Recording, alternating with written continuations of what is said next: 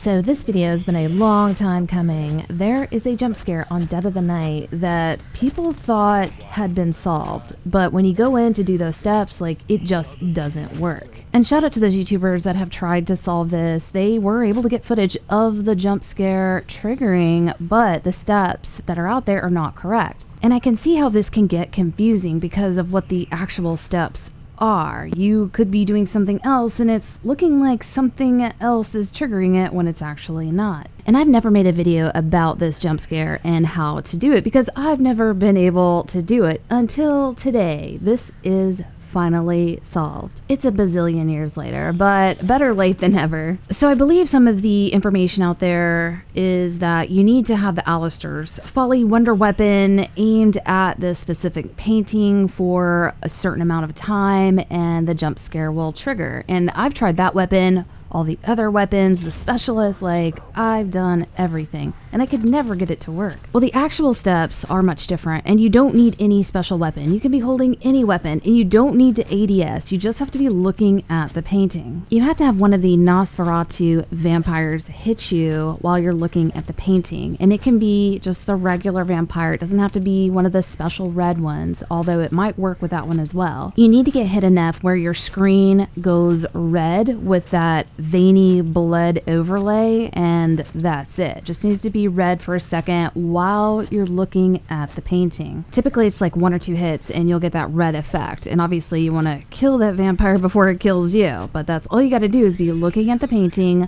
while the screen goes red like that. Not like red you're about to get downed kind of red. When the vampire hits you, it's a different kind of red screen, not the one warning you that you're about to die. So just get hit, see the bloody veiny overlay, be looking at the painting, and look at it for 30 seconds and just stand there, and then the jump scare will pop out. If you get down during this time, it's not going to work. You need to stay alive and stare at the painting for 30 seconds. So right there, the vampire had hit me, my screen turned red, and I've got a mod menu on where I can go in and out of God mode. So I went out of God mode and then went back in so that I could just stand here and stare at the painting. And right at 30 seconds, right there, that jump scare is going to pop out of that painting. And a huge shout out to Nanikos. He is the one that dug through the code and finally figured this out for us. He was like, yeah, all you have to do is go in and let the vampires hit you and stare at the painting. You don't need anything else. So again, huge shout out to him. It's really nice to have this mystery finally solved. Also, you can do this over and over and over again, and anyone can do it. So I just stood here and was like repetitively getting hit, getting red screened, and then just watching this jump scare keep popping out. And it's funny to see how simple these steps are, but how complicated they are to figure out. And that's a lot of what Treyarch's Easter egg steps are. We typically overcomplicate them because a lot of stuff is happening at the same time, but